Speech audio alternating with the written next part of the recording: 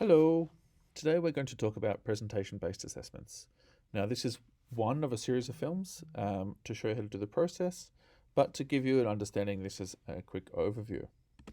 So, what are presentation-based assessments, or what is presentation-based assessment?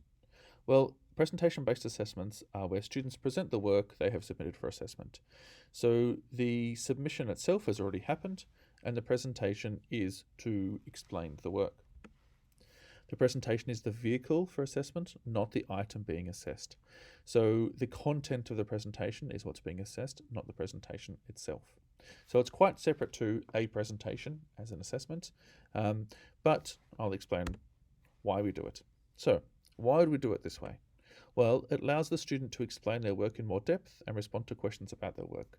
So it gives them ability to provide more evidence of their learning than just simply submitting the work. It speeds up the marking process. You can take notes while the student is speaking and you're going through the work, and it shortens that process. So, for example, you can ask a student to show you a piece of evidence as opposed to having to dig through the work to try and find it. It replicates industry conditions. All of us have experienced job interviews, for example, and this is a similar type of thing. It allows for simultaneous second marking. So a presentation to two people will mean that we can simultaneously second mark. So how do you do it? So before you undertake the session, you should allow students to sign up to a presentation slot. Now this gives them choice, but also gives them ownership of managing their own time. You should give students the option to pre-record their presentation. So maybe they'll choose to pre-record a portion or all of their presentation and play it to you during the presentation slot and then respond to questions.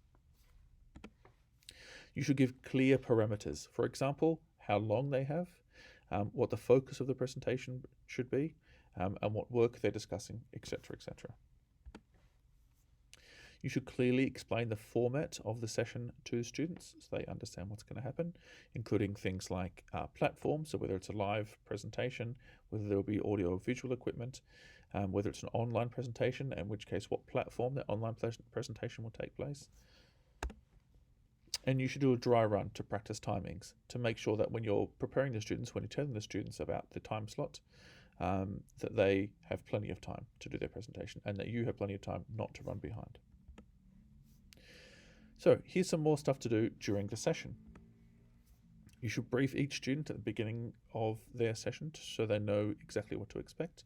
And it might be something as simple as saying, reiterating how long they have to speak, how long the questions will last for, how long the session lasts in total.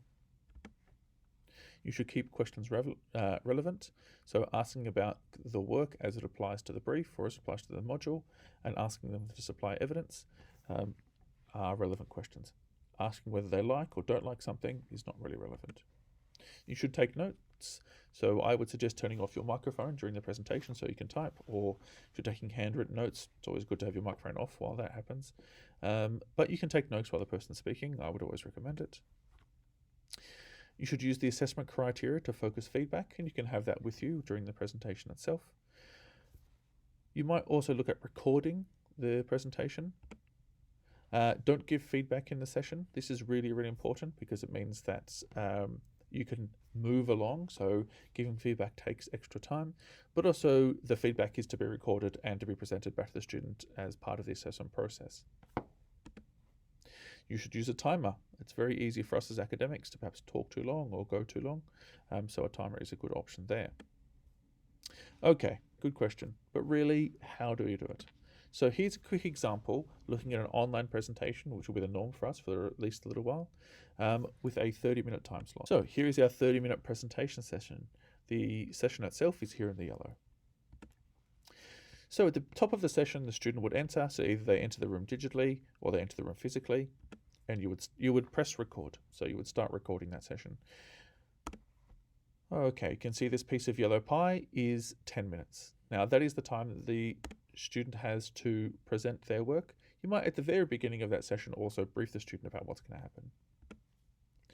Now a red piece of the pie is 5 minutes, and this allows for questions. So questions and answers from the student.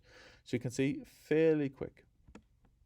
At the end of that 15-minute session, the student leaves and the recording is stopped.